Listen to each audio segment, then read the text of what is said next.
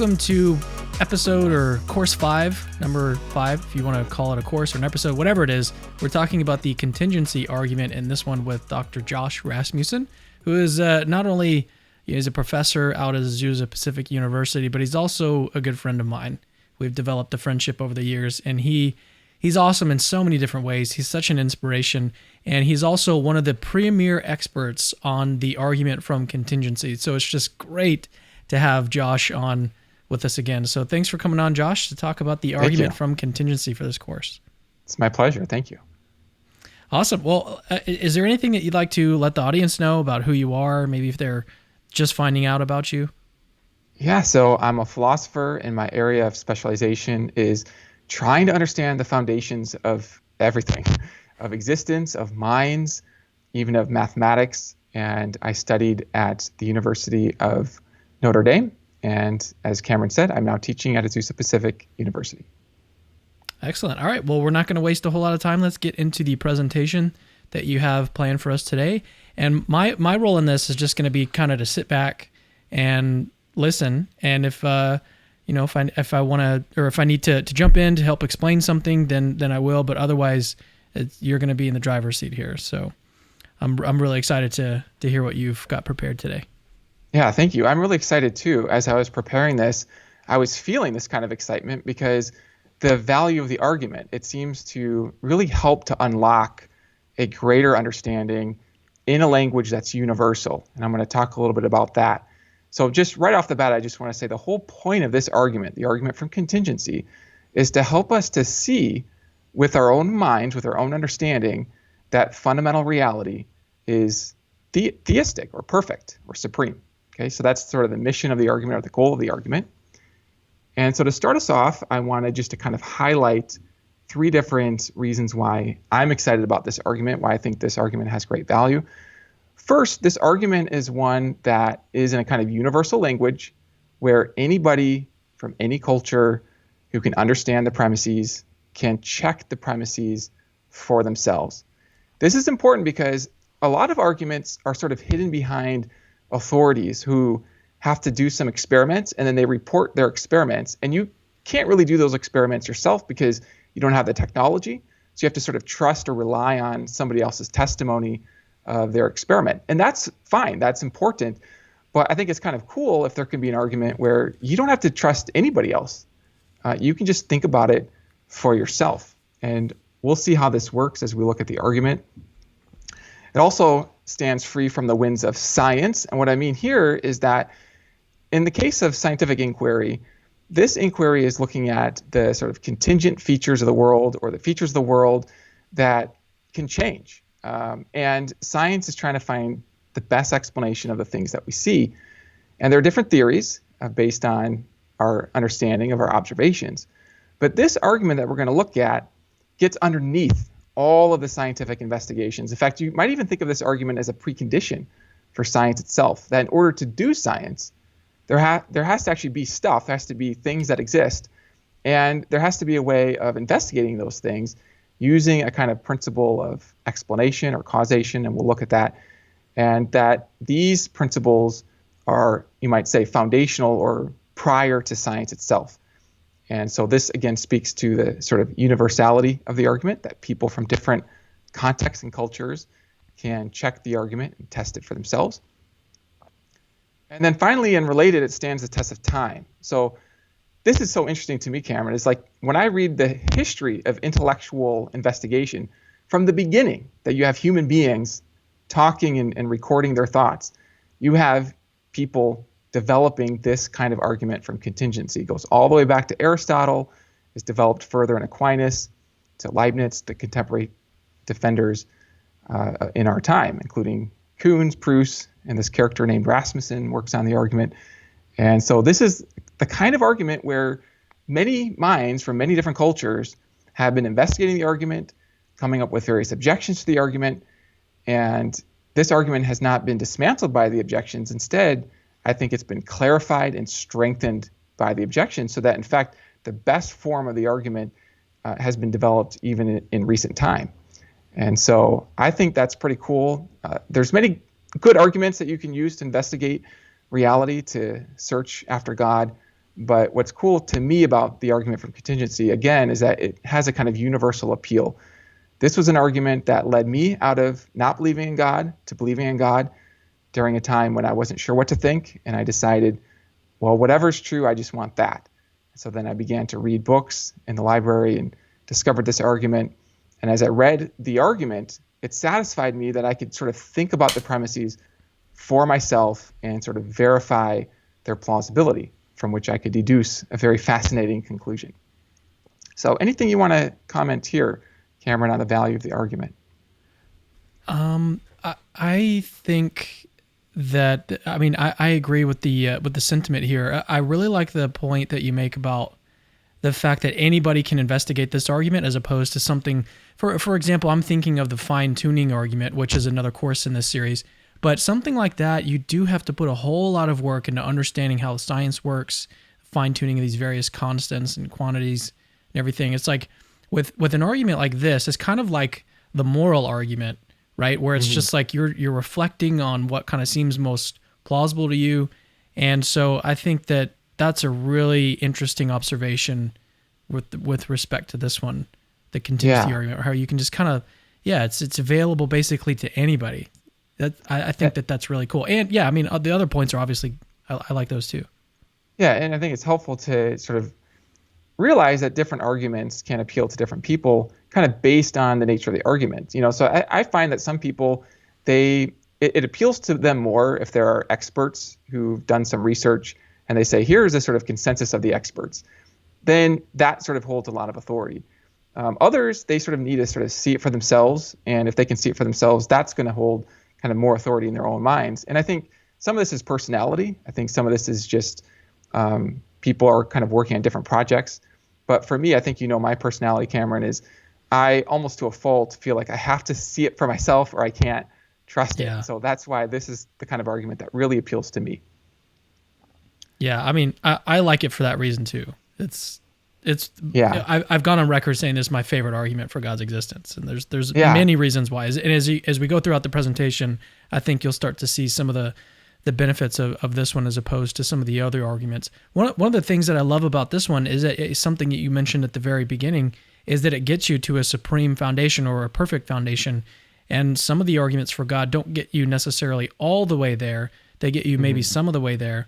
But this one, I mean, that is its end goal, is to like show you the fact that there's a perfect being who exists and explains all of contingent reality. We'll get into some of these terms probably now. Yeah. But I mean, there's so many good things about this one. Yeah. So nicely done. I mean, you're summarizing the kind of big picture nature of the argument. So the contingency argument, what is this argument? What does it seek to establish? What's the goal? Well, it seeks to show that contingent things, and I'll define that in a moment, depend ultimately on God. I mean, that's the purpose of the argument. And I think a picture sometimes helps. So I have a picture here of the contingent part of reality depending ultimately on a supreme foundation, or a supreme part of reality that is ultimately not dependent on anything further. And so the goal of the argument is to establish that contingent stuff depends ultimately on a necessary foundation. And so let me just go ahead and unpack the argument in terms of the two stages. So one thing that's really helpful when you think about this argument, and really when you think about arguments in general, is to divide the argument into its parts. So this argument, it has two parts. Part one, which you could call the foundational part or foundation, is designed to show that contingent things depend ultimately on something that's not contingent. Sort of to avoid circularity, contingent things depend ultimately on a non-contingent foundation. So that's part one. And then part two, which you could call the identification stage. I think I first saw that term from Robert Kuhns, who does work on the cosmological argument. He said that part two is the stage that identifies the nature of this foundation. So the goal is to show that a non-contingent foundation is supreme, or God. And so I just want to highlight here the value of dividing the argument. It takes work to slow down argument and to look at its different parts, its different pieces. And what I've noticed from teaching many courses and interacting with students and interacting with lots and lots of people is that it's actually a lot easier to respond to an argument or to think about an argument as a whole than it is to do the hard work of looking at each part of the argument piece by piece. And what I found is that if you don't do that hard work, what you'll end up doing is you'll come up with objections to the argument as a whole that actually misses the argument. So for example, there are objections to the argument from contingency that are focused on the identification, but they're sometimes raised against part one or the foundation stage. And people don't realize that those objections don't really apply to part one. They actually apply to part two. And the reason they're not quite seeing that is just because it takes work to go through the argument piece by piece to really focus in to see, okay, which piece of the argument are we targeting, are we investigating for analysis? And so I find that if you think of an argument as a staircase, okay, in order to get to the top of that staircase, you got to take one step at a time. And it might be impossible for some people to leap from the bottom step all the way up to the top. Some people might be able to leap across a few steps. Maybe they're sort of quick like that. But nobody can really get all the way from the bottom all the way to the top, or at least most people can't. And so if you try to do that and you fail, you can't get to the top in one step, and you say, this argument doesn't work for me. This is what I hear people say a lot. Oh, this argument doesn't work. It's a bad argument because you can't jump from the bottom to the top. And it's like, yeah, you actually can't jump that high, but that's why we have to break this argument apart piece by piece. And so that's what we're going to be doing in this video. Okay, yeah, so that's we're going to focus first on part one for a foundation. All right, so again, we're just looking at an argument for thinking that contingent reality depends on some foundation of that contingent reality. And we're going to start with some building block definitions. So you might be thinking, well, what is a contingent thing? And we could define a contingent thing as something that need not exist, or in other words, it could be absent from reality, or sometimes people say it could fail to exist. It could fail to be. So an example of this would be like right now you are having a certain thought, but that thought that you're having, it need not exist. That is to say, it could fail to be. It could cease to be, in fact. Once that thought is over, it's gone. Okay, that thought doesn't exist anymore. And so its inclusion in reality is not a matter of necessity. It could fail to be. Now I want to just clarify here, sometimes students will confuse this term with functional necessity. So they'll say, it helped me one day. I was talking with some students about the argument, and they were confused about what it means to need not exist or to possibly not exist. They said, well, this chair that you're sitting on, that must exist for you to sit on, they said. So therefore, it's not a contingent thing. And then I wanted to clarify, okay, I'm not saying that the chair has a kind of functional contingency.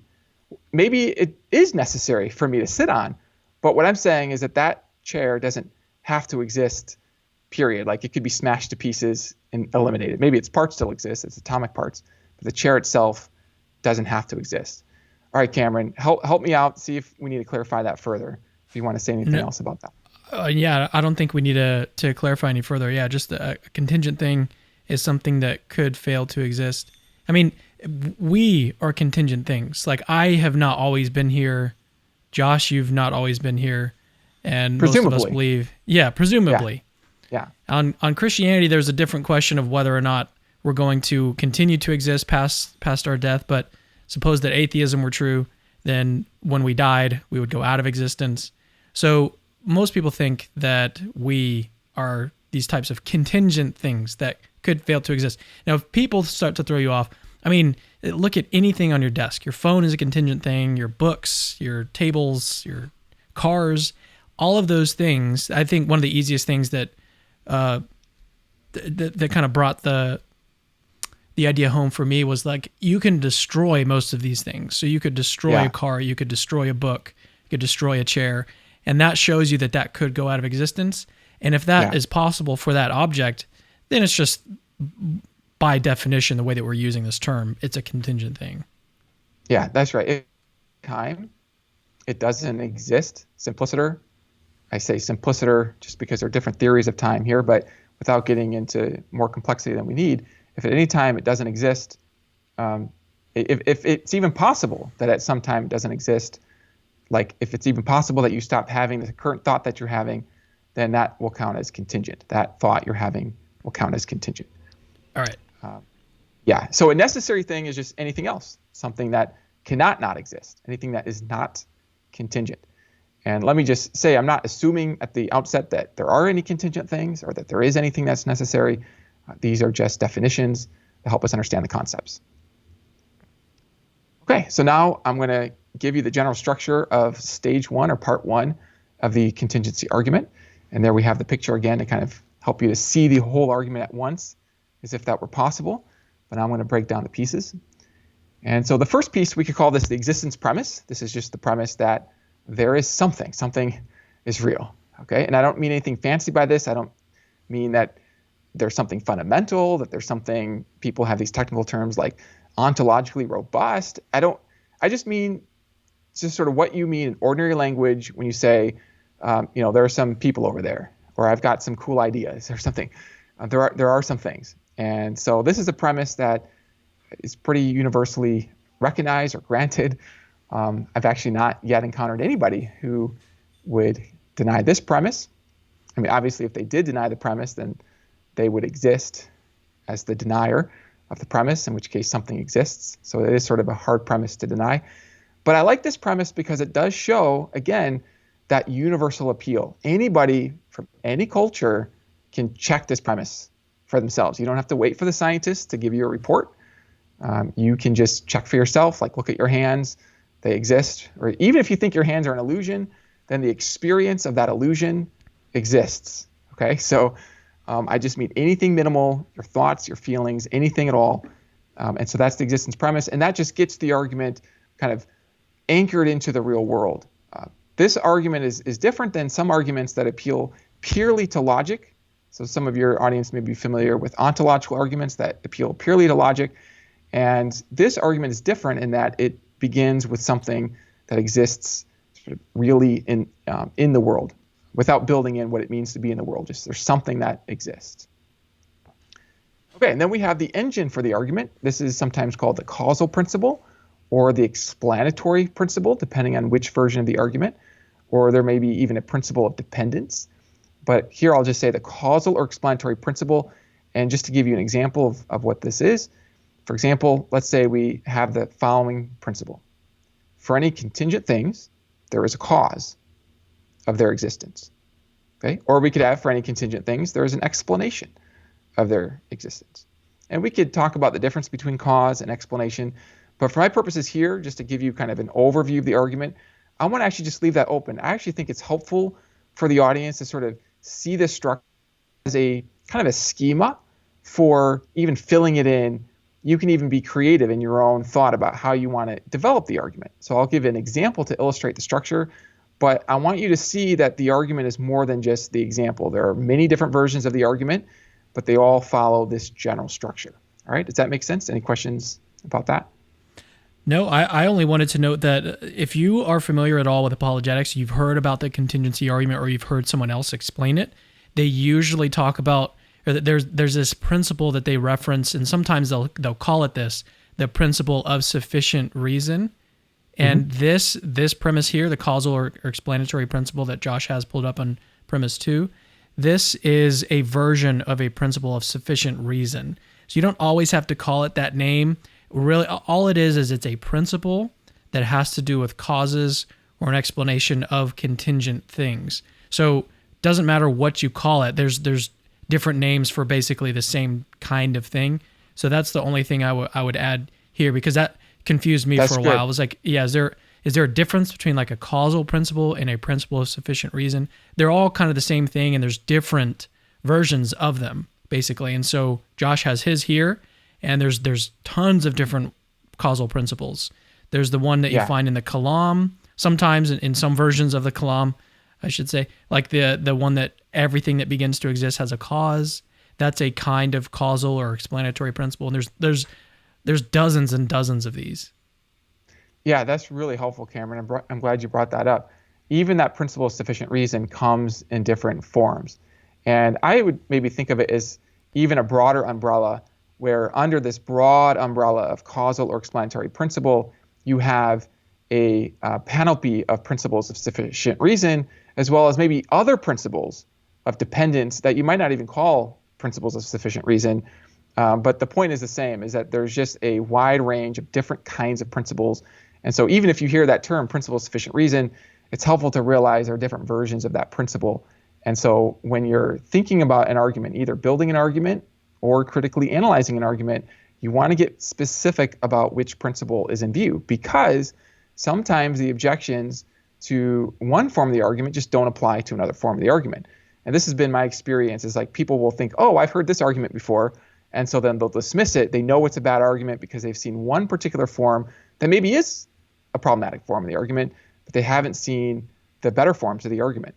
And so that's why I said at the beginning, this argument has stood the test of time. There are contemporary philosophers who continue to work and develop this argument. And so, yeah, I like how you put that, Cameron. People will be familiar, some of them, with the principle of sufficient reason. And so it's just helpful to know that there are different versions of that principle. All right. Okay, what else is there yeah. to know about this one, the second premise? Yeah, so I'm going to actually come back to that because it's kind of the engine of the argument. But let me just get the whole structure of the argument before you. So then we have the no circularity premise, which basically rules out a kind of circular dependence or circular causation. For example, a cause of all contingent things cannot be solely in terms of those same contingent things, or else that's not the kind of cause that we're talking about. So if you see a chicken roaming around and somebody says, hey, probably that chicken has a cause, and somebody's like, yeah, I agree, it probably does have a cause. It probably popped itself into being. Like that chicken was roaming the land of imagination and it was thinking in its non-existent state, I want to exist. And so it sort of just popped itself into existence. No, actually, it can't exist in a non-existent state. That's a contradiction. So really the way the story works is that just from non-existence, it just made itself exist. It's not uncaused. It's circularly caused. Okay, and what this premise is saying is that's not the kind of causation we're interested in. That's not the kind of causation that applies to ordinary reasoning. It doesn't apply to scientific inquiry. When we're looking for causes of things, we're looking for causes that aren't just part of the very thing to be explained. And so this circularity premise orients us to the kind of cause that's in view in the argument from contingency. And let me point out again that I'm focused here on the word cause, but you could also give the argument in terms of explanation. So the idea is you can't explain all contingent things solely in terms of those same contingent things. And then if that's right, then from all these premises, you're going to get this interesting result, which is that there is a necessary thing. Remember, a necessary thing was defined as something that's not a contingent thing, something else, that it's going to be foundational to the contingent things. And when I say foundational to, I mean a cause or explanation of those things. So let me just summarize this. The reason that you get this result from premises 1 through 3 is that only a necessary thing can provide a non-circular foundation that is a cause or explanation of contingent things. All right, so that's the structure of the argument. It's very abstract, but that's sort of the pattern of this type of argument. Any questions about that? Yeah, and I encourage you, if you're watching this and you'd like to take some time and just kind of read through the structure of this argument, just pause the video, read through it, make sure that you understand it all, and then push play again after you're ready to move forward. Yeah, and I think it's important to emphasize this is the structure of the argument. You could almost think of it as like it's the schematics for building the staircase. If somebody sees this schema and they're not like persuaded that the conclusion is true on the basis of the schema, well, that's because we need to fill it in with more detail. And my goal here is to give you the general structure and kind of illustrate a little bit how you might fill this in. So the key premise in this argument is that second premise. This is the engine of the argument, the causal or explanatory principle. So I want to say more about that. And by the way, I sort of think of the no circularity premise as a way of orienting us to the meaning, the relevant meaning of the term cause in the second premise. So like even if there's some sense of the word cause in which you could get circular causes, let's just focus on external causes, and then we're going to read that second premise in terms of external causes. So for any contingent things, there's going to be an external cause of their existence. And then I can talk about, I'm going to motivate that in just a minute. But I want you just to sort of see that second premise is kind of the engine for the argument, because if 3 is true by definition, okay, premise 3 is kind of orienting us to the concept of cause in view, and premise 1 is, who denies that something exists That seems pretty universal. And then the conclusion just follows from the three premises. Then the only premise now really that's going to be in question is premise 2. And so that's the one we're going to have a closer look at. So the engine of the argument, the causal or explanatory principle. For any contingent things, there's a cause or explanation or ground or foundation or condition. Sometimes I like to put it in terms of conditions of their existence. So you can't have chickens existing if those chickens are contingent without some cause or explanation. Okay, now why I think that's true? Why I think that principle is true? And I'm going to point to 3 types of reasons. And again, my goal is to give you the kind of the structure of the reasons so that you have more power to think about this further. So I'm just going to point to the structure of reasons, and there's 3 types. So number 1 is from universal experience. So the idea here is that you have an experience of things that are causing other things. There's a causal order in your experience, and this actually underwrites scientific inquiry. So think about an example with me. So think about physical laws. Think about the law of gravity. How do you know that, so the law of gravity says that massive objects, they attract to each other according to the gravitational constant divided by their distance from each other squared, I think. And so this force of attraction applies to massive objects. Now, why think gravity applies to objects that are on the other side of the Earth? Have you visited the other side? Now, maybe you have visited, so you can verify that when you drop something, it falls to the Earth. Okay, maybe you can verify that. But if you haven't visited the other side of the Earth, you probably still believe gravity applies to the other side of the Earth. And why do you believe that? Well, you believe that because this principle of gravity explains all of your experiences with objects, massive objects, being attractive to each other. And so the reasoning here is just this reasoning from extrapolation or explanation of one's experiences. And so we can apply this to contingent things. So if you see something that exists and it doesn't have to exist, its non-existence is possible, and you notice that, oh, well, that thing doesn't just come from nothing, it comes from something, that's going to give you evidence of a more general principle that contingent things have causes. Okay, now we can consider, when we look at possible objections, we can consider whether there might be some potential counterexamples to this principle. But the idea here is that without independent evidence to confirm a counterexample, it's kind of like the law of gravity. If every massive object that we see conforms to this general law, then the simplest explanation of our experiences is this general principle of gravity applied across the universe, across all material things. And in the same way, if in all of our experience contingent things come from other things, the simplest explanation of this is a universal principle of cause and effect, that contingent things are caused or explained in terms of other things. So that's the argument from experience. This is just an introduction to this type of argument. Okay, so there's a second type of support which comes from direct intuition. There's a philosopher named Richard Taylor who supports this with an example. He talks about a sphere that you find in a forest. So imagine you're walking with a friend and you come across this big, giant, purple, glowing sphere in the forest. And you're wondering, like, how did this get here? And you ask your friend, like, how did it get there? And your friend's like, well, I have no idea how it got there. Okay, he has no idea. Well, you have no idea how it got there either.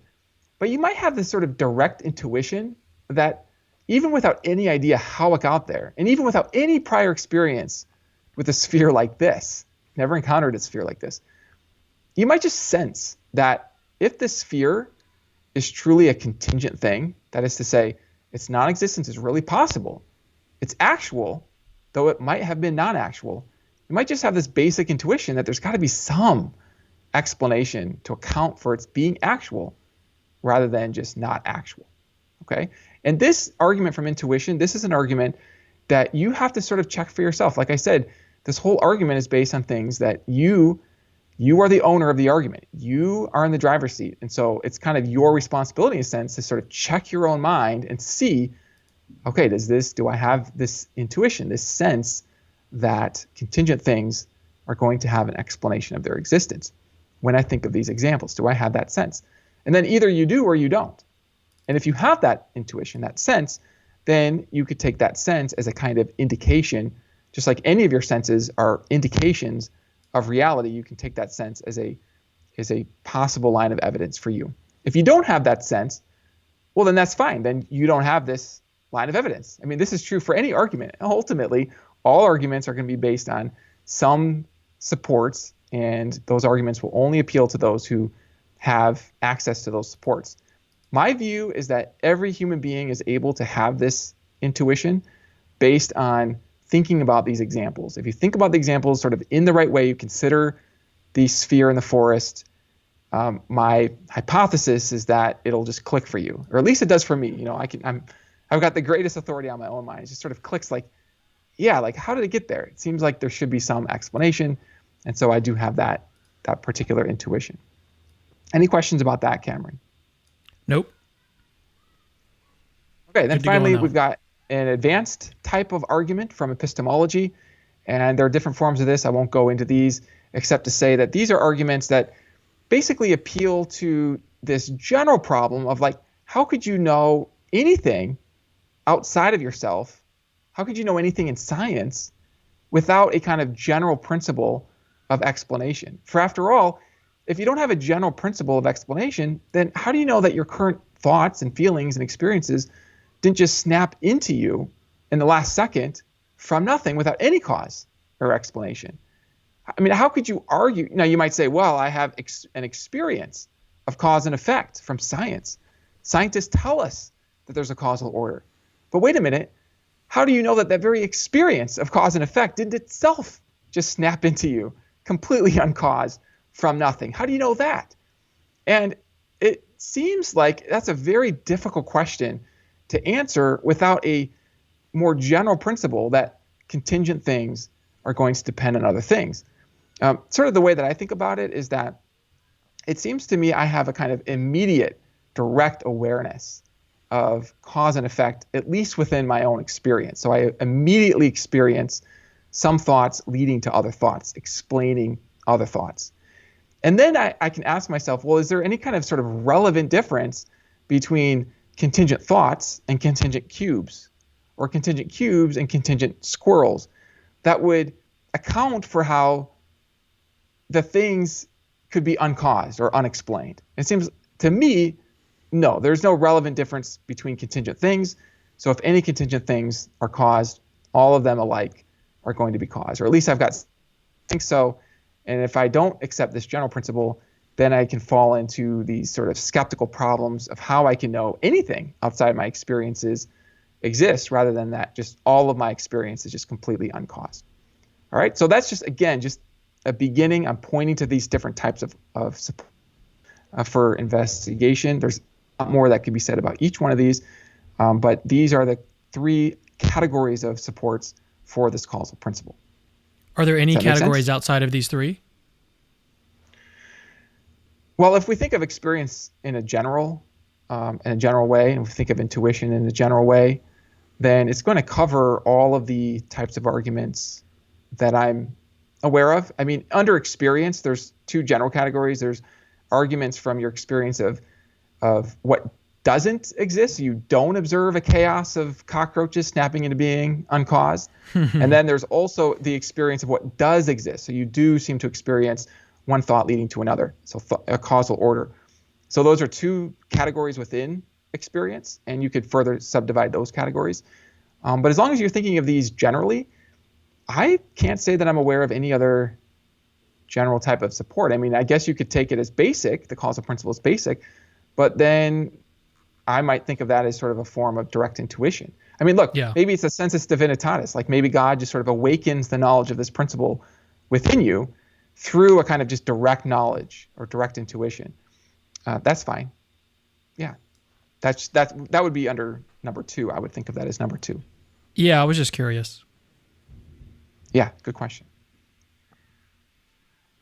Okay, so in summary, part one would say that there is something rather than just nothing at all, only if there is a necessary part of reality that is something that cannot not exist. And this is foundational to everything else.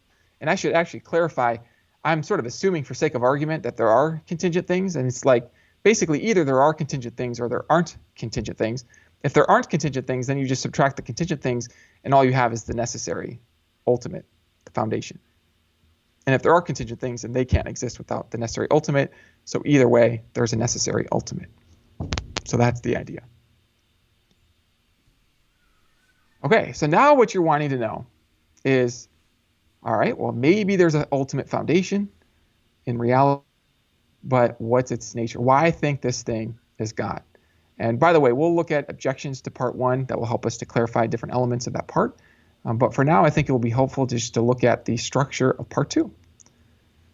So here's the general strategy. You ask yourself, or you could ask a friend, what could be necessary and foundational? So the idea here is that if stage 1 is sound, then there is a necessary foundational part of reality. And now we want to investigate, well, what could be both necessary and foundational? And this question actually might seem kind of like a simple question, but it's a tool that you can use to investigate this necessary foundation. So just an easy example, let's label the necessary foundation as N. And by the way, when I'm using the term N there, I'm using it to refer to all of the necessary reality, whatever it is, okay? Whether it's one or many, whether it's made of cheese or not, okay? I'm leaving open its nature. I'm leaving open how much it is, how many it is. Even if the necessary reality has a kind of causal order in itself, that's okay. N just refers to all of it, the total necessary reality. So premise 1 would be that turtles are contingent, meaning that they could be like destroyed, and they're dependent. At least according to all of our experience, turtles are all dependent on prior causes. Just like in all of our experience, massive objects are attracted according to the law of gravity. And so according to our experience, turtles are both contingent and dependent. But N is not contingent or dependent, okay, by definition. And again, N is the existence of N is a consequence of stage 1 of the argument, or the first stage that we looked at. Therefore, N is not a turtle. All right, now, you might think that that's trivial. You might think, well, that's obvious. Like, of course, N is not a turtle. Although I did see a video one time that asked this question. They actually used the example of a turtle. They said, like, how do we know that according to stage 1 of the cosmological argument, although they didn't say stage 1, they just said, how do we know according to the cosmological argument that the cause of reality is not a turtle? How do we know that? Well, great question. Welcome to stage 2 of the argument. And here's a little argument that the foundation of reality is not a turtle. And I like this example because it points to something that I think for a lot of people is going to seem pretty clear. It's going to be clear that this isn't the best explanation of reality. All of reality depends on a turtle. Maybe there's some other explanation. Maybe we should say we don't know what the explanation is, but it's probably not going to be a turtle. Here's a little argument for that. And I think it's helpful to focus on what is the clearest in your own mind, because the clear can then be a flashlight into the unclear. I think sometimes people make the mistake of rushing into the cave of the unclear, especially when it comes to these deep questions about ultimate reality. You rush into the cave of the unclear, and then things are. And I think in order to get your bearings, I find it so helpful to start with, okay, what's the clearest thing in this vicinity? And then can we learn something? Can we draw out a general principle from the clear? And so the general principle here is just that if you can find anything that would have to be contingent or would have to be dependent, then whatever that thing is, it isn't N, because N is in its totality necessary and foundational, not dependent. Okay, so I'm actually really excited to show how this strategy then can be used to unpack some interesting things about the fundamental reality. So the first thing is I'm going to argue that N is eternal. And I'm going to make this argument from the necessity of N. So N is both foundational and necessary. So watch this argument. Premise 1, whatever can begin to exist or cease to exist can be absent from reality. For example, just prior to its existence, it's absent from reality. Just after it ceases to exist, it's absent from reality. Your thoughts that you're having right now, those things can begin to exist. In fact, you might remember when your current thoughts began to exist, and you could stop having your current thoughts. You could move on to other thoughts. And so those current thoughts are able to be absent from existence. But look, whatever can be absent from existence is contingent. Why do I believe that? Well, that's just the definition, okay? What I meant by contingent was something that need not be or in other words, can be absent from reality. So therefore it follows, the premise here is that n is not contingent. This was the definition of n, and so then from this it follows that n cannot begin to exist or cease to exist. And if what you mean by eternal is that it doesn't begin to be or cease to be, either because it's timeless, okay, or because it exists across infinite time, either way, it's going to count as eternal. So this argument I'm actually going to leave open, whether it's timeless or exists across infinite time. In either case, n is eternal, just in the sense that it doesn't begin to exist or cease to exist. All right, does that make sense? Any questions about this? Nope. I don't have any questions on this one. Cool. Now, there are questions that are going to relate to the theory of time, and I'm not going to get to those here, but I just want to flag that this argument can take different forms depending on your theory of time. And so I want you just to know that, because sometimes objections come up to, they'll apply to this general argument, but we can get the argument more precise, and we can actually translate it into different theories of time. Okay, so I already said that therefore n is eternal by the definition of eternal that I just gave. Okay, now I want to give you another example of an argument that helps us to identify the nature of n. But this time, instead of looking at n's necessity, we're going to look at n's fundamentality. So the idea here is that n is sort of the ultimate, n in its totality, okay, the all of n. There's nothing, there's no contingent things that produced n, because n has necessary existence, and anything that a contingent thing would produce would itself be contingent.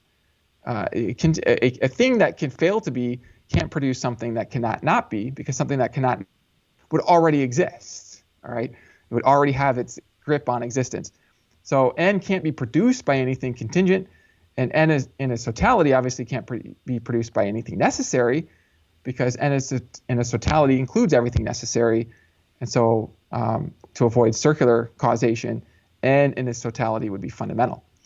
Okay, so now we can argue from there. We can say limits. What's a limit? Well, I'm just thinking by example of things that have, let's say, a limited size or a limited amount of power. Take, for example, a tree that has a limited number of leaves, has a limited particular shape, okay? Those things, I would argue, are dependent things. Why think this? Well, actually, we can cite the same three types of reasons that I gave for the causal principle as applied to contingent things. From experience, from universal experience. You might also think just from from reason or direct intuition, that if you saw a big sphere in a forest, no matter what its shape or size, that shape or size would call for explanation. You know, why that size? Why that shape rather than another? You might think mere differences in shape and size are not relevant to account for this difference between being caused or uncaused. So you might think that all limits alike are going to be dependent or caused. And then there's also the epistemology argument, which I won't review here again. But those are the general types of arguments. And the structure of the reasoning is, I think it's really the same. And so I think you do have the same type of support for this premise. There's another kind of strategy you could use to argue for this. Robert Kuhns uses this strategy. He argues that limits are contingent. He says they're contingent because there's sort of no necessary reason why, let's say, the size of a tree would have to be cut off at that size rather than a higher size. Like for every size tree, you could have a taller tree, for example. And so if limits are contingent, then by the principle that contingent things are dependent, it follows that limits are dependent. I didn't take that route here because I wanted this to actually be a more modest premise, to even leave open whether some limits could be necessary but still dependent, if that makes sense. And fundamental features are not dependent. Why? Because they're fundamental. So by definition of fundamental, I mean these are features that don't depend on anything else. So an example of this would be, let's say, ends being necessary. Okay, ends being necessary, you might think that that's a fundamental feature. It's not produced by any prior things. N doesn't produce its being necessary. And so if that's right, then ends being necessary would be a fundamental feature. And it's not itself a limit. It's not like necessity is a limit. And so that's good. That fits this argument. And then from here, it follows that n's fundamental features are not limits. So limits are dependent, fundamental features are not dependent. Therefore, n's fundamental features are not limits. And then you could try to build on this result by arguing that whatever is not supreme or maximally great has some fundamental limits, like some limit in power, maybe has some limit in power to know something, for example, or some limit in power to produce knowledge or produce a world with beings like us that have knowledge. Those would all be limits. But supreme thing, yeah, go ahead. Tell me what a fundamental limit is. Did you already define that? Yeah, I'm thinking of it. I tried to. It's something that doesn't depend on any other cause or explanation or any other prior element. I'm trying to kind of leave it general. I'm trying to give you the structure of the reasoning, but it's fundamental in the sense that there's nothing more basic that sort of explains or produces that particular limit. Like, for example, a tree. Like, let's imagine, this might help the audience. Imagine that fundamental reality did have the shape of a turtle. Okay? The thought would be that that turtle shape wouldn't be a fundamental feature of fundamental reality.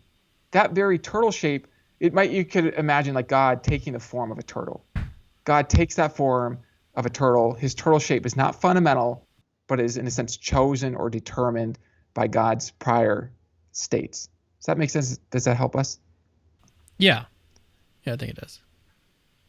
Yeah. So then the idea here is that n has no fundamental limits. Well, I think that, well, this was actually the conclusion of the argument from limits that came before. So it's really important. This is why you have to look at each piece one at a time, and then each piece can be supported by subpieces one at a time. So here I'm not re-supporting this premise. This is like a step that's high up on the staircase that we arrived at from previous steps. And so if this step is solid, then we combine it with premise 1 to deduce that n is supreme. All right? And this is a pretty dramatic result. And not a lot of people on planet Earth really, to be honest, have ever even seen this particular pathway. Most people focus on the first part of the argument from contingency. They haven't seen the second part worked out. And again, in this video, all I'm doing is giving you sort of the schema. I'm giving you the introduction so you can see the structure of both parts of the argument. But it's exciting for me to share this part of the argument because I know from lots of experience and lots of surveys that very few people have even seen this type of argument. And so it's, I think, helpful to see that there is this argument out there. Because otherwise, if you don't know there is this kind of argument even in existence, then you might just imagine that, oh, well, there is no way of arguing from a necessary foundation to a supreme foundation because you've never even seen the attempts out there, the published work that develops this type of argument. So I hope it's helpful for you to see that there is this pathway here. Yeah, I wanted to say that for those of you watching that are, this may seem like a little quick, which for even me, again, I'm pretty familiar with the contingency argument. It's not difficult to understand, but what I want to do is actually go back and like pause some of the screens and like read them out and really understand them before I move forward. So I would definitely suggest doing that for yourself. I don't think that it's at the point where you won't be able to understand it. I think that what you may need to do is just pause each screen, look at the argument, just read it out, read it, make sure that you understand all the terms and how the premise works and kind of the reasoning behind it. Maybe even watch this video back again. Man, it's so good so far. Keep going. Well, I just wanted to encourage people to pause it and, you can still, you don't have to. It's an abstract argument. And so that is part of what makes it difficult. And I find it personally helpful to try to use concrete examples to help orient my mind to the abstract principles. That's actually, to be honest, where the principles start getting really clear. When I can focus, what the examples do is they help you to focus on the abstract lines so you can see them. So when you think about a turtle and you think about it's being dependent and you imagine a turtle just existing, that can help you to see why ultimate reality wouldn't be a turtle, okay? And then you want to know, well, what could ultimate reality be? And here I have this note that I think can help kind of bring the whole argument together. So being supreme, maximally great, can't be improved upon, it's a perfect reality, it's supreme, intuitively entails being the kind of thing that can exist independently of all else. Because if it depended for its existence on something else, then you could sort of conceive of something that's greater, something stronger, more able to exist without any help.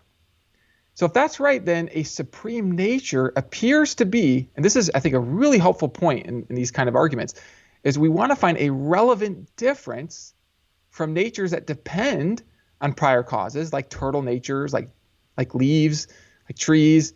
Those things seem to depend on prior causes. We want to find something that's relevantly different. A supreme nature looks like it is the relevantly different kind of thing.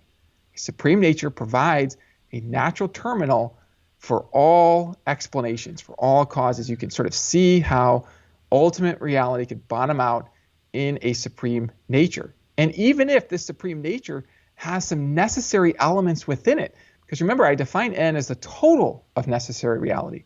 I left open whether that total necessary reality might be filled out with, let's say, a mathematical Platonic landscape or whatever.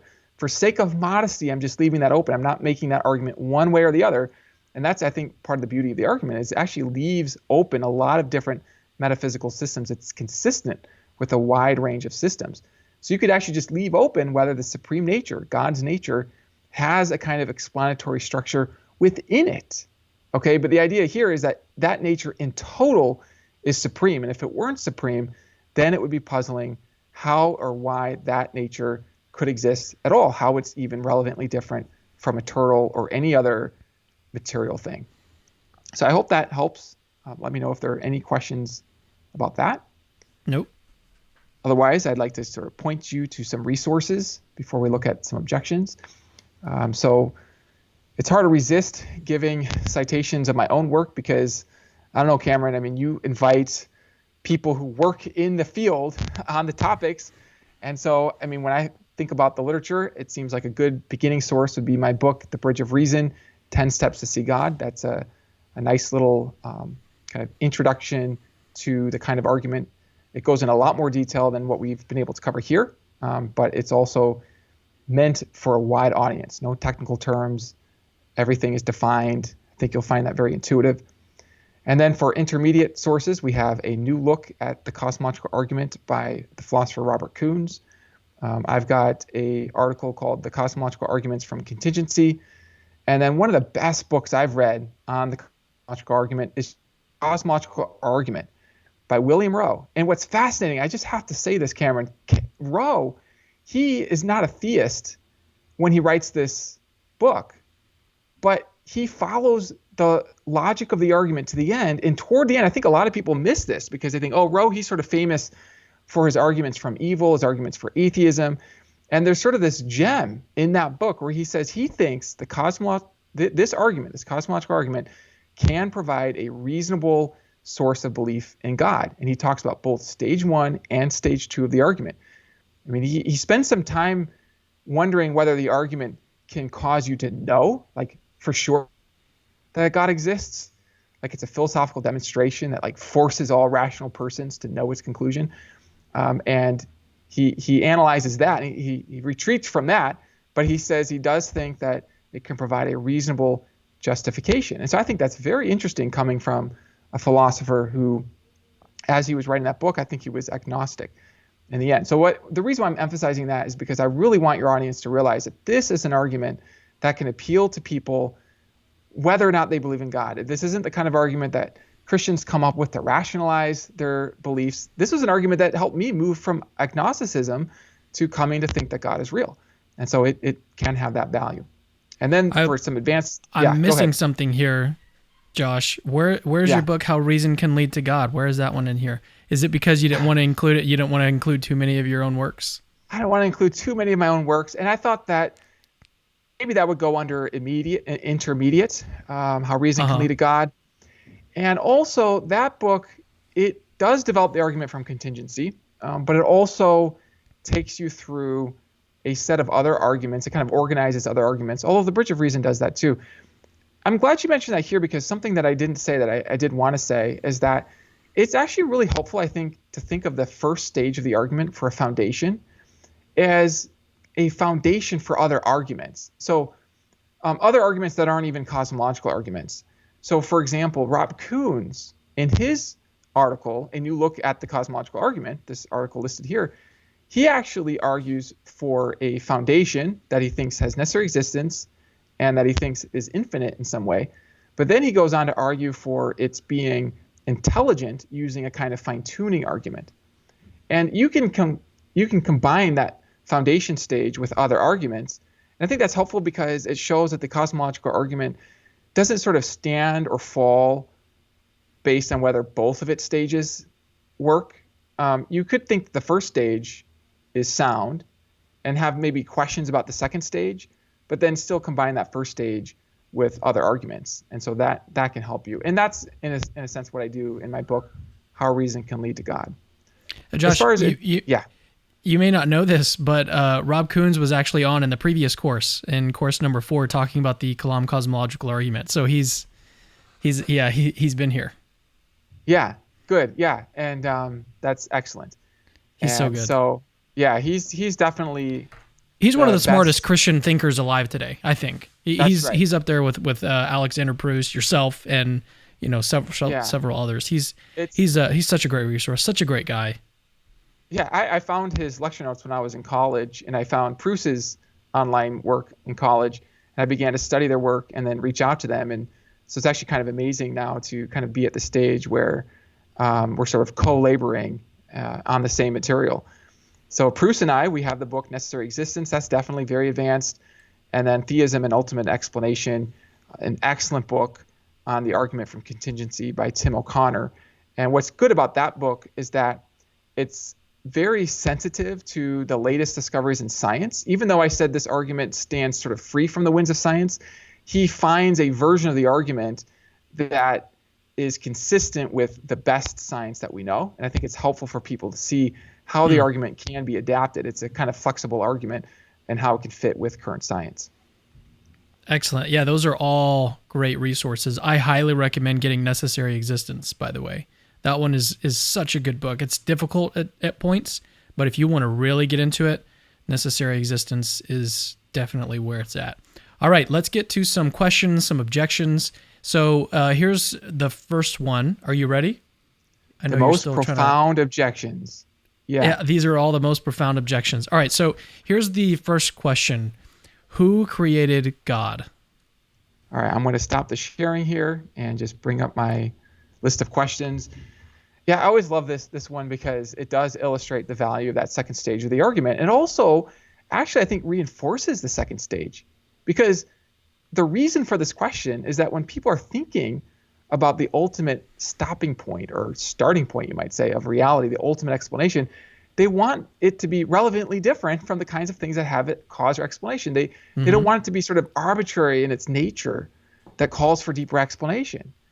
Like a turtle, it's like if you came across a turtle, you probably just wouldn't think it was the ultimate creator of everything, and then it just happened to come onto the earth, for you to see. You wouldn't think that because a turtle is the kind of thing that seems to call for further explanation.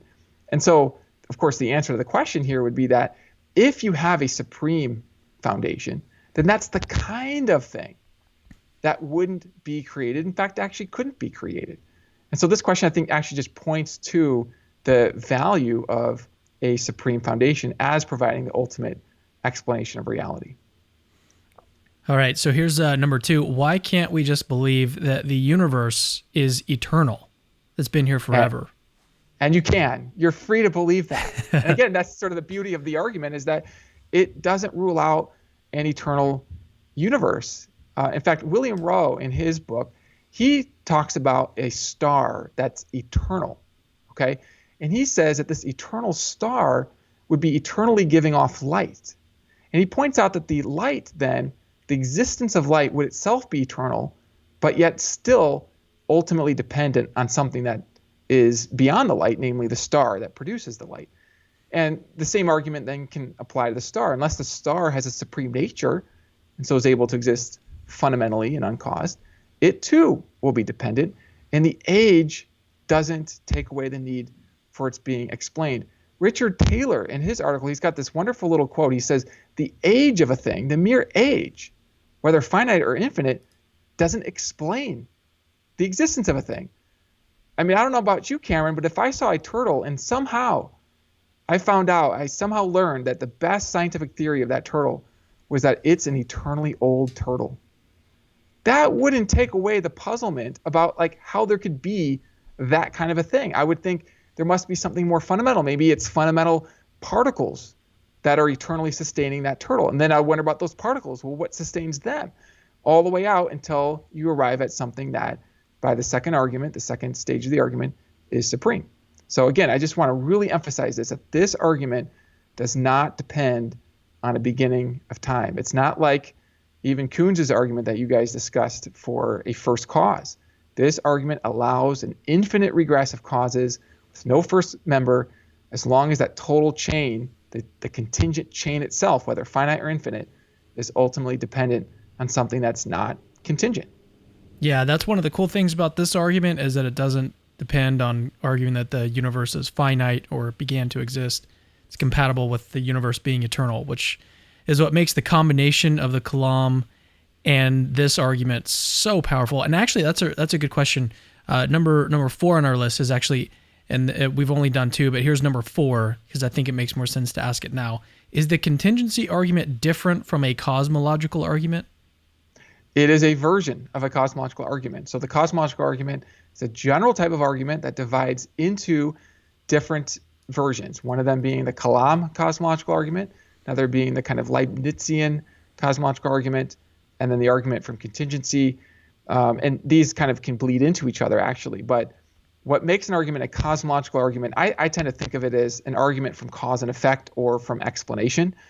And then the question is, well, what's the kind of thing that you think has a cause? And some arguments focus on beginnings, some focus on contingent things. And so you get different arguments based on which items you're going to focus on in terms of which items have a cause or explanation. And by the way, the arguments don't compete with each other. I actually think they mutually reinforce each other. So things that begin to exist have a cause. Well, here's a reason to think that's because things that begin to exist are contingent things. And contingent things have a cause. And look, if something doesn't begin to exist and is contingent, it still has a cause. And so these arguments don't compete with each other. But yeah, so the contingency argument would be a form of the cosmological argument. Yeah, just like the Kalam is a form of the cosmological Exactly. argument. So here's the next question. Why can't the universe be the foundation of existence? Yeah, so this is exactly like premises 1 and 2 in that it points again to the value of that second stage of the argument, where we're trying to show that a foundation, a necessary foundation, would have a supreme nature. Now, the other thing here that's helpful about this question is that it helps us to clarify the term universe. So what does that term really mean? If you define the universe as the totality of everything, okay, well then that's fine, because the contingency argument then is an argument that the universe divides into 2 parts, a foundational necessary part and a contingent part. And there's really no problem there if you think of God as sort of the foundation sort of the universe within the universe. If you define the universe as just everything. Another way that sometimes philosophers define the term universe is as the total of contingent things. And if you define the universe as the total of contingent things, then the reason to think that the universe isn't the foundation of existence is just because of the first stage of the argument, that the foundation of existence is not contingent, but is necessary. All right, let's move on. Here's number 5. Why should we believe that the universe has any contingent things? Why can't everything have been physically determined by the laws of nature from the beginning of the universe? This question helps us to clarify the meaning of contingent. So to be contingent just means that it could fail to be. And I would add to that if at any time it doesn't exist, then if at any time it could fail to exist, then it would count as a contingent thing. So even if you have a deterministic sequence where each thing is determined by something prior, still, as long as not everything is eternal, but some things come to be and some things go out of being, there are going to be contingent things. So that's the first thing we want to really clarify. You could imagine a very different world with different physical laws where everything is completely deterministic in that world, and yet that world in total would be contingent, or at least, let's say, the excluding the necessary foundation, right, would still be contingent. I really like your I really like your gumball analogy that you gave, and I've given it as well. Is that like, imagine you had a gumball machine and it was full of nothing but like red gumballs, okay? And so that anytime you turn the dial, you knew that you were going to get a red gumball out of it, and so you were in some sense determined every time you turn the knob to get a red ball. But it doesn't follow from that the whole gumball machine or each gumball itself is necessary or not contingent. Those gumballs can still not exist, even if you're determined to get a red ball every time, you know? I think that analogy, once I read that in, which one was that? Was that in Bridge, or was that in How Reason Can Lead to God? That's in How Reason Can Lead to God. And that analogy also helps, I like how you put that, it also helps us to distinguish between having a deterministic cause and having a cause that's a non-deterministic cause, just like in those gumballs. It might not be deterministic which gumball comes out, but there's still some cause, some condition that allows the effect to take place. And so there are a number of distinctions I think that this question really helps to sharpen. And I think this is kind of the point of these objections, is it really helps us separate certain versions of the argument from, I think, a cleaner version of the argument. So the cleaner version, I just want to maybe kind of summarize the argument and emphasize this point, that a cleaner version of the argument leaves open the nature of the cause. It allows for deterministic causes. It allows for indeterministic causes. Just completely leaves that all open. As long as there's some condition or some cause that allows effects, then that's all we need. And furthermore, the argument leaves open whether there are actually contingent things. So I mentioned this kind of briefly as I was going through, I think, the first stage, that technically, even if there are no contingent things, as long as there's something, it follows then that everything, if there's no contingent things and there's something, then everything's non-contingent, meaning everything is necessary.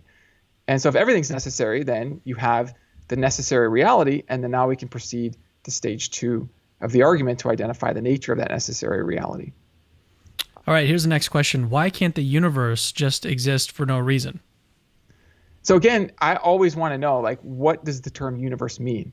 If the universe means everything together, well then, yeah, I mean, I don't think there's anything outside all of reality to produce all of reality. So in that sense, there's no outside explanation. Okay, but that's consistent with the argument. If we instead define the universe as the contingent portion of reality, well then the reason I think that the universe exists for some reason or some cause is just our track record. Well, it's the three arguments, or the three supports for the causal principle. I was going to say our track record of experience of cause and effect, but there are the other supports as well, from rational intuition and the sort of epistemological puzzles.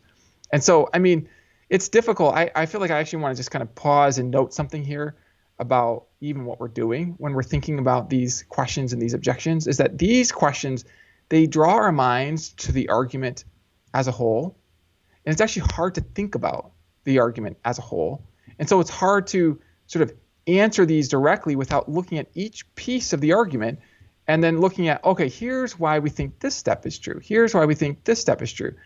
And the reason why I'm saying this here, Cameron, is that what I've found is that sometimes people can actually get really convinced by each individual step, but then they'll scope out and they'll have these sort of questions or objections that target the argument as a whole.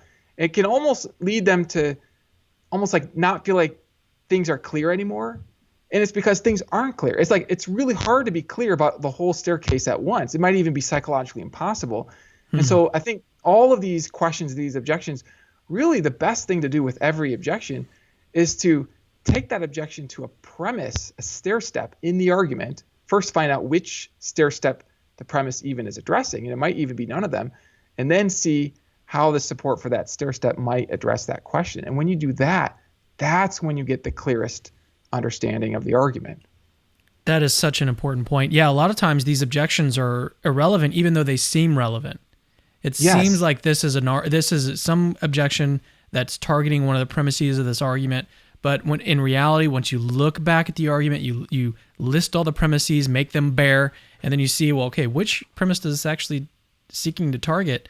And in a lot of cases, you'll be like, hey, wait, I thought that this was like a really good objection, but in reality, it doesn't even target any of the premises of the argument That's at all. right. It's more just like a gripe about the conclusion being true.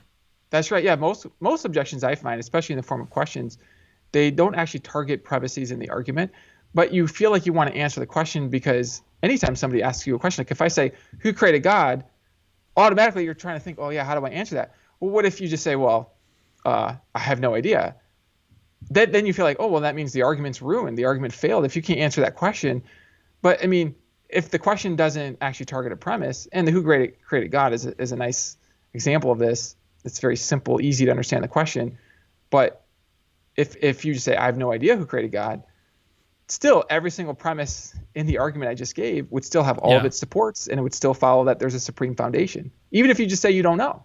But it sort of feels awkward. And I feel like it's maybe even more helpful to kind of make this sort of meta point about how to think about objections to this kind of argument. I think that will make your audience very powerful. That and even I forget to do this sometimes, like I'll be sort of in the moment of a conversation, I'll forget to just ask, okay, wait, let's look at the argument. Which premise are you thinking about here? And a lot of times they're not thinking about a particular premise. So it's actually helpful for everybody involved to just get clear, okay, which premise is in view? And if none of them are in view, then the question is literally irrelevant to the argument. So here's a really good question, and this is more about like the limits of our ability to understand nature or reality. Why think we can have the power to know what the fundamental nature of reality is like? Yeah, that's a really good one. And it gets at a few things I would say, a kind of intellectual humility, where I think it's wise to sort of admit like when you don't know. I think there is also a humility that, people say doubt your doubts or be skeptical of the skeptics. Like if you want to really be intellectually careful, then you also want to be intellectually careful about sort of closing yourself off dogmatically about the limits of knowledge. I mean, there's actually kind of a self-defeating worry. Like if you're too sure that you can't know anything about fundamental reality, then how could you know that about fundamental reality? How could you know about fundamental reality that it's unknowable, right? It's like it's kind of self-defeating, because if you knew for sure that fundamental reality you can't know anything about it, then you couldn't even know that very thing about it.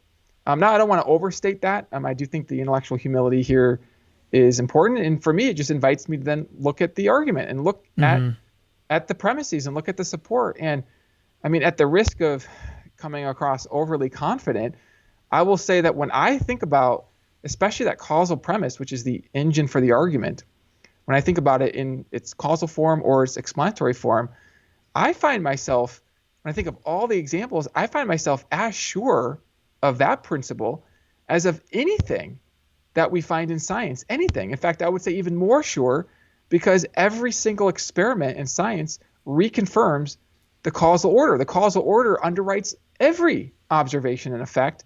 And so I would say that principle, unless there's some counterexample to the principle, and I've been searching and seeking and I've found none.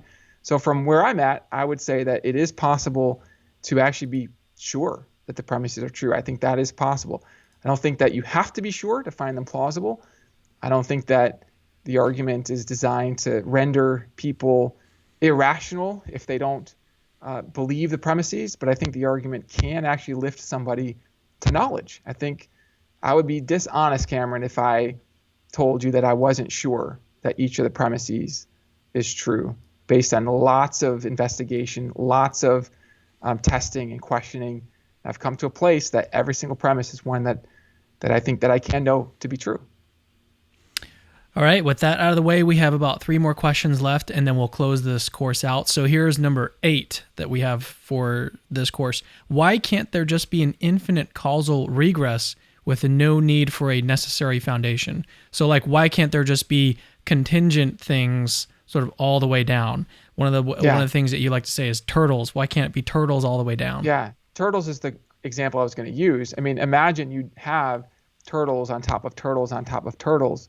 And imagine each turtle does depend on the turtle underneath it.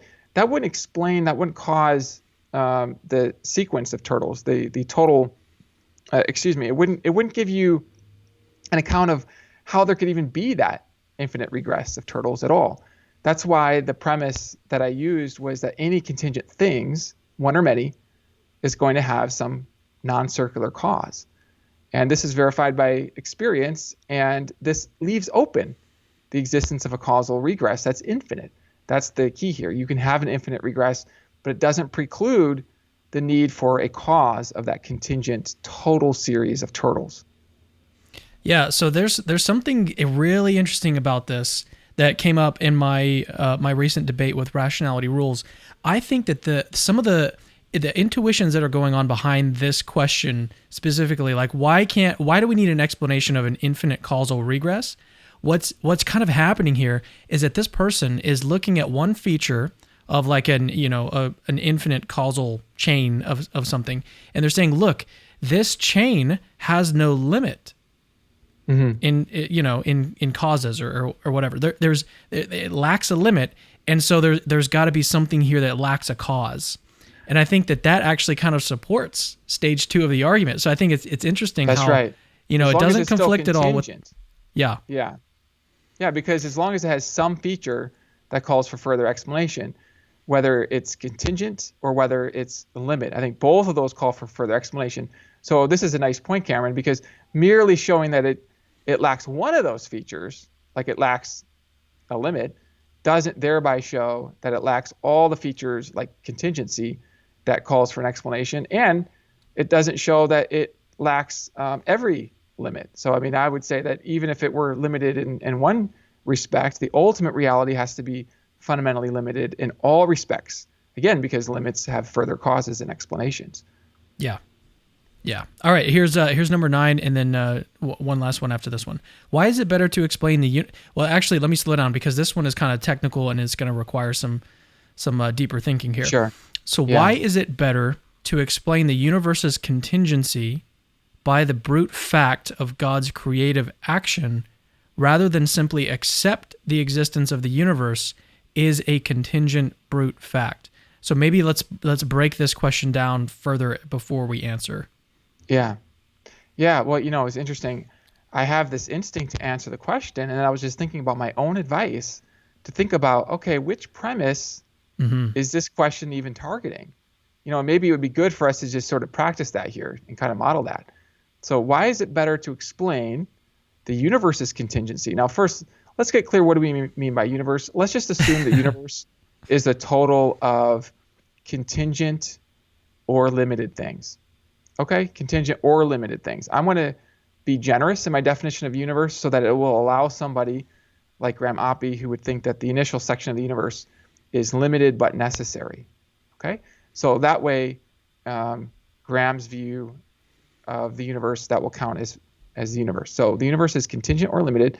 So why is it better to explain the contingency of contingent or limited things by the brute fact of God's creative action?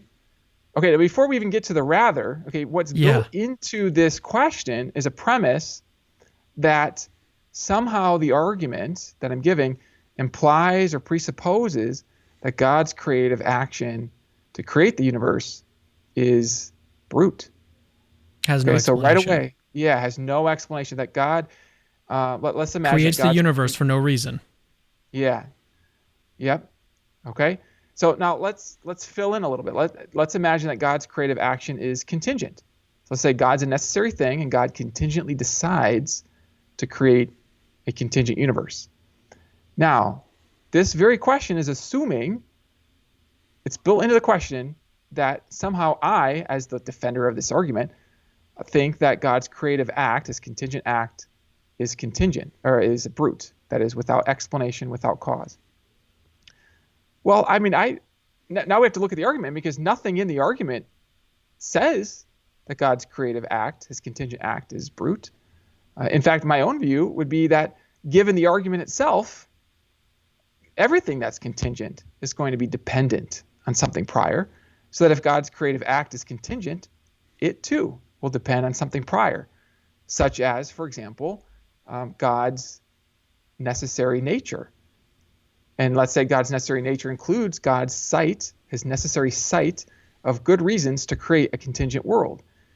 And so let's imagine, for example, an artist who has good reasons to make an art piece and has good reasons to make a particular type of art piece, but imagine that there's choice within those reasons. So the reasons aren't so deterministic that it fills in exactly how you create that art piece. And so you just decide on the basis of these necessary reasons, these reasons that you see, let's say, are built into your nature somehow to make this art piece, and you decide to create this art piece. Well, then that creative act could be explained by or determined by.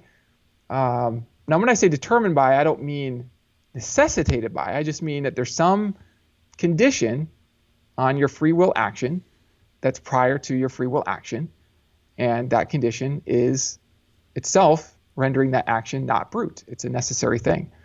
So I feel like I'm explaining that. You could probably put that better than I'm putting it here, but the point here is that just as I'm reading that question, the question itself is making an assumption that's not actually lots part of of the assumptions. Yeah, and I actually have to be careful here because even my instinct was to, again, to answer the question by giving a model of how God might create contingently without that creation being brute. I began to give that model, and somebody might even question that model. Somebody might have objections to that model, and that's fine. I mean, that model might not be true. The point in giving the model wasn't to say that that model has to be true. The point in giving the model was just to flag that there's nothing in the argument itself that precludes that even says that this is brute. And so that's where we have to really get careful about, okay, what's being claimed here. Yeah, I think that a way to kind of rephrase maybe this question is to really just put it in terms of like, what is the stopping point? What is the fundamental nature of reality like? How do we identify what the fundamental nature of reality is? Because that's kind of what this is getting at. Why pick this over that? Yes. Rather than, why think it's this type of brute thing as opposed to this kind of brute thing. And so really this whole question is about identifying what the fundamental nature of reality is. And so in one sense, we could just go back to that section, stage 2 of the argument of the presentation, and just look back at that real carefully, question the premises. But if the premises are true, then the conclusion follows. And like that's the answer to the question. Yeah, that's it. Yeah, what can be brute? And stage 2 is designed to unpack what could be brute. And here again, just to be very, very clear, the term brute means just like no further explanation. So like what could be foundational? That was in fact the very question that leads to stage 2 of the argument. Yeah. All right, here's the last question. How can a necessary foundation have a contingent effect? And this is actually kind of tied into the previous one, some of the same related concepts. Yeah, and so, I mean, here's a model, just a toy model to think about how this might work. You might think that, let's say, God is indeed the necessary foundation, and God has reasons to create a good world that has adventures and souls and people like us. And so these reasons give God a sort of basis to decide to create this world. The reasons don't force God to create this world, because God might have reasons that he might have many different reasons. And so God can sort of choose between his reasons. The reasons sort of leave open a range of options, and God just decides. And so I want to really emphasize here, what we have is not an uncaused decision, but rather a non-deterministically caused decision. God is the cause, and God is a necessary thing, so nothing causes God, and God just chooses the contingent world on the basis of indeterministic reasons that motivate but do not force God to create contingent effects. And by the way, some people watching this might be familiar with Peter Van Inwagen's kind of objection to certain cosmological arguments. And I was Van Inwagen's student, and I talked with him specifically about this kind of a model. And he told me that he thought that there is a pathway like this that can work. I remember even kind of being curious, and I said, well, I thought that you didn't think that any of these arguments were good arguments. And in the conversation, he was even just clarifying that, well, it's not that there aren't any good arguments. It's that there are lots of good arguments. It's that he has sort of a standard for an argument succeeding that is sort of higher than necessary for an argument to actually provide you a good reason in your own mind to follow it to the conclusion. So I wanted just to bring that in here because some people are familiar with that particular style of objection from Van Inwagen, and sort of behind closed doors, I can sort of like just tell you that there are pathways that get out of that objection, even to Van Inwagen's own mind. So I think that's just helpful to know that. Okay, well, that's going to bring this course to a close. Josh, is there anything that you'd like to leave the audience with related to this argument? Any last thoughts? Yeah, I think, the argument, there's a lot there, and we covered a lot of ground. And I almost just want to encourage the listeners to kind of think of this argument as a tool that can serve you and you're filling out your view of the world, and that can serve others, rather than to sort of thinking of this argument as a kind of knockdown proof. I think that will be more helpful to you, because I think if you think of it as a knockdown proof, then if you find somebody who has some reason to not believe a certain premise and you can't convince them, it might sort of cause you to think the argument doesn't have value for you in your own thinking. And I think it's way more helpful just to think of the argument as appealing to different people based on their particular considerations. And so to sort of think of this argument in a kind of humble spirit as a servant, and I think that actually, in sort of an ironic way, will actually help you to get the most knowledge out of the argument. It's almost like by being humble with the argument, you actually can find your way to just seeing the most and even having the most confidence in the end. At least that's been my experience with this argument. Yeah, that reminds me of a quote that I think I've heard from you. Modesty is strength, something along those lines. The more modest you are in the claims that you make, the stronger your argument actually ends up being. Yeah. So I think that's really cool. And I think that you've even attempted to do that here, is you've sought to, your first premise in the argument in stage 1, something exists. How can you get more modest than that? I thought that was just, it's so cool to see you include premises like that in your arguments. I think that's just really cool, because it's so modest. It's and then you spend time defending it. It's I don't know. It's like something so obvious. Yeah, and I'm not even doing that just to be funny. You might wonder, why does Josh seem to take so much time on these things are so obvious? And it's well, Cameron, part of it is that all the premises have a sort of a similar sense of obvious to me after studying the argument in depth. And so I sort of lose track of why are people skeptical of this? So I almost have to just treat everything as open for question. And it's just kind of my style, because I want to just see it. I really want to see it. So it is genuine. And it also plays into my interest in helping people to see things for themselves with crystal clarity if they can. So that's why I do that. Yeah, I wanted to say one last thing before we close this one out, is that this argument kind of revolutionized my thinking about theistic arguments and about God's existence. I went through a period of doubt. It didn't last very long, and it might have also been tied to other emotional things that were going on in my life. But this, when I found out about Josh's work, and I found out about this version of the argument, the one that he gives, and just working through it myself and really coming to grips with the defenses of it and some of the developments that have happened since it was sort of developed in the Middle Ages and even before then, and how where it's come all of these years, it really revolutionized my thinking about God's existence, theistic arguments. And so I'm really excited about this show in particular, not only because Josh is a great friend of mine, but I think that if you take it seriously and you study this one and then you look into it further, I definitely don't suggest just watching this video. Consume as much about this subject as you can. But if you do that, I think it's really going to be a big deal for you in your life. So I encourage you to do that. Yeah, I agree. All right. Well, Josh, thanks for coming on for this one, and we're looking forward to the next episode, which I don't have my list in front of me. Otherwise, I would let you know what it is, but I'm pretty sure it's on one of the arguments for God. So we'll see you there. I'll see you there, and just, if you're watching these, then you can just go and click over. But Josh, again, thanks, and we'll see you guys in the next course.